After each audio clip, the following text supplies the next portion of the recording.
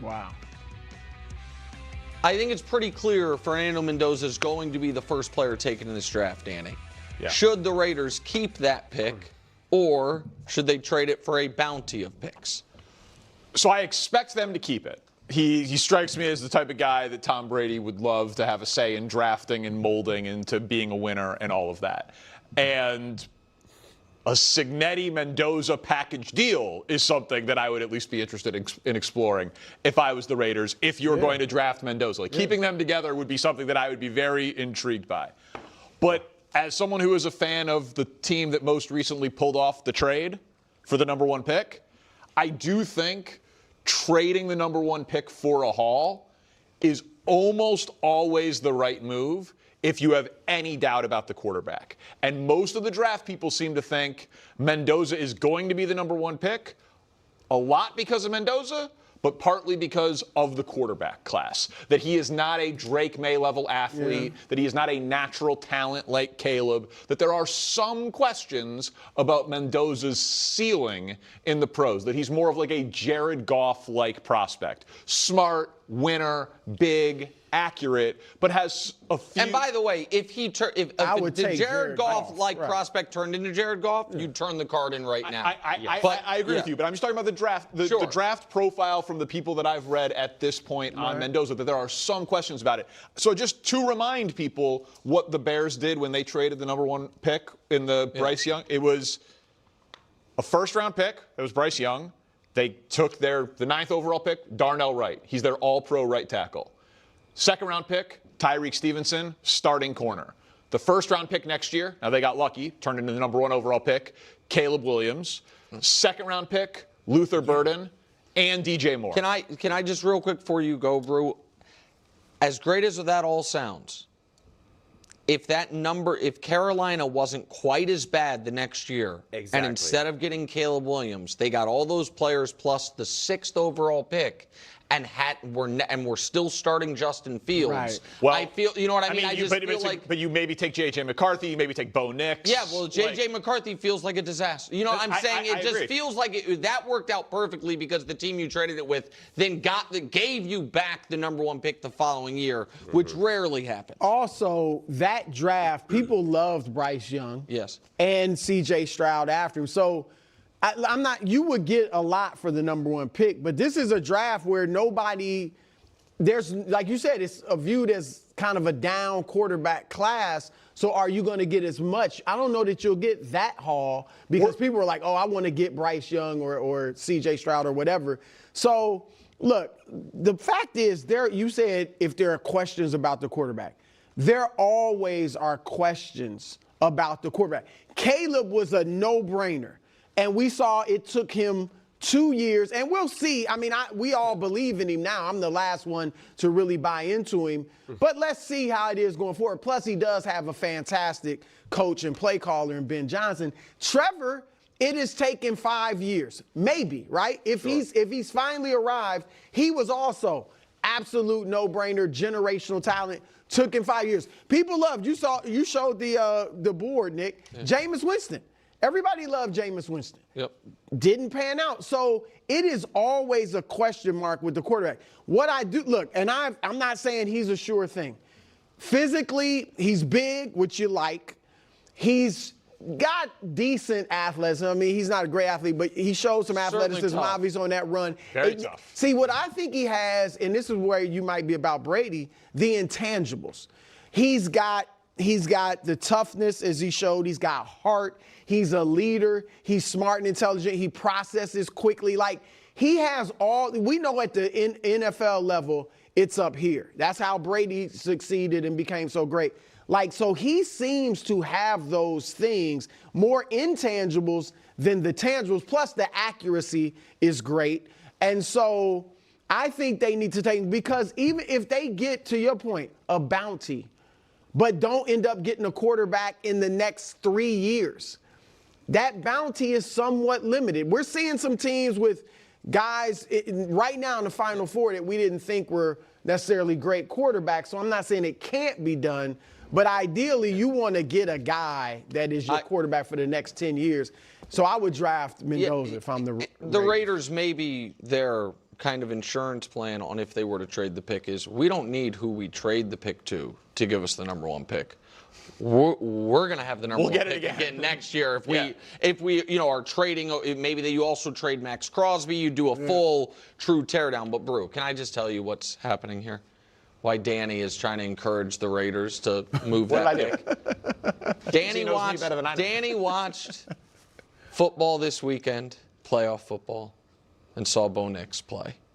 And then he watched playoff football last night and saw Fernando Mendoza play. And he's like, if Mendoza goes to the AFC West, Herbert is officially the worst playoff performer of all the quarterbacks there. Okay.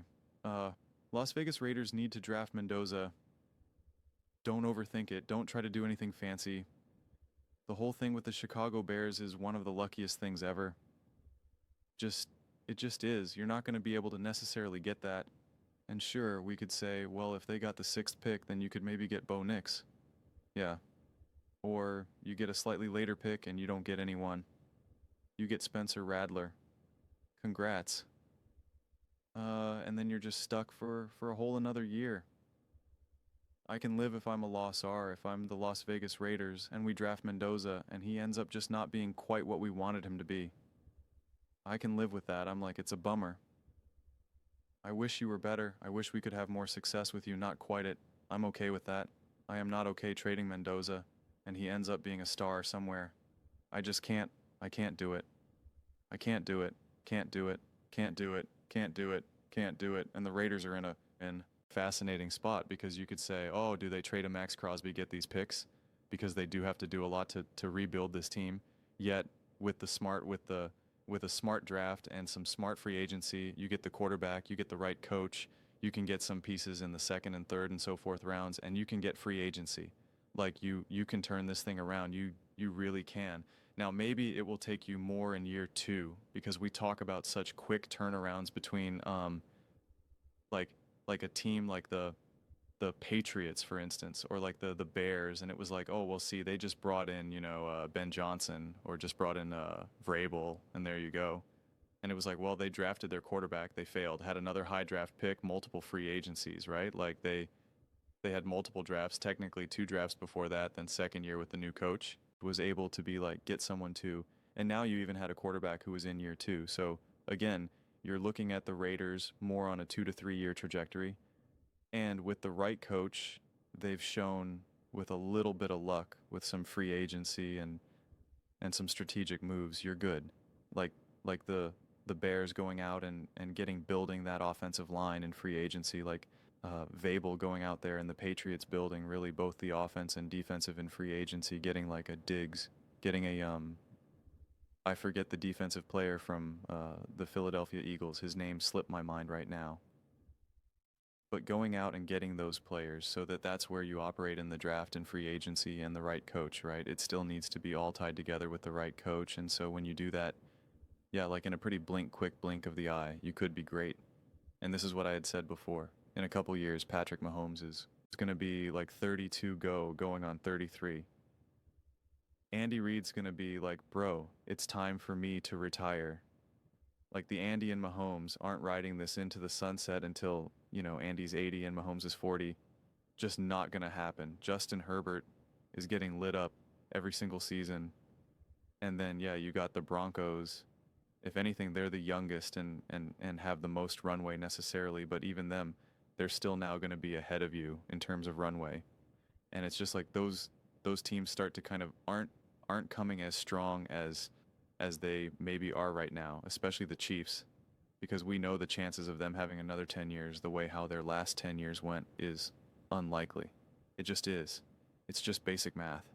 It's just basic science. It's how the NFL works. I'm not telling you that Mahomes and Andy are done, that it's over. I'm certainly not on that side, but they have less years ahead of them than more. Just the way it works.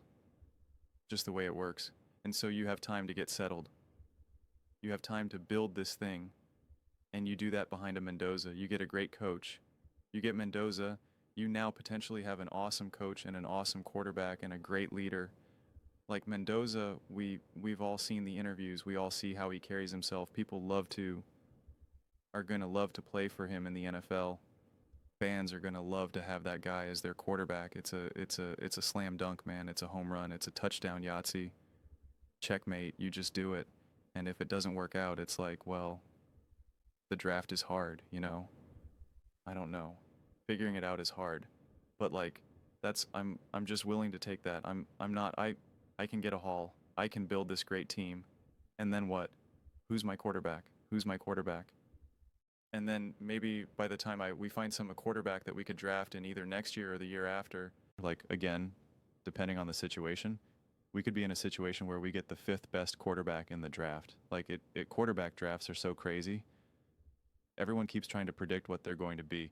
Last year, going into last draft, all anyone said is that next draft is going to be a huge quarterback draft.